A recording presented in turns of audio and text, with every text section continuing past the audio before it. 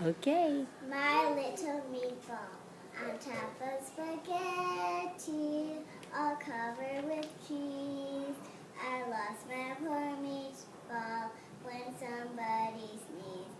It rolled off the table and onto the floor. And then my poor meatball rolled right out the door.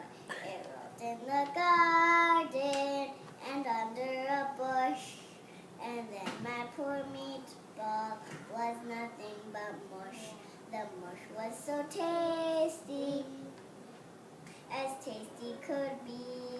And then next summer, it grew into a tree. The tree was all covered with moss, and on it grew meatballs and tomato sauce. So if you eat spaghetti, all covered with cheese, hold on to your meatball whenever you sneeze. Achoo! Oh my goodness, that was wonderful. Boys and girls, let's give her a round of applause. Yay! Dempsey, that was great.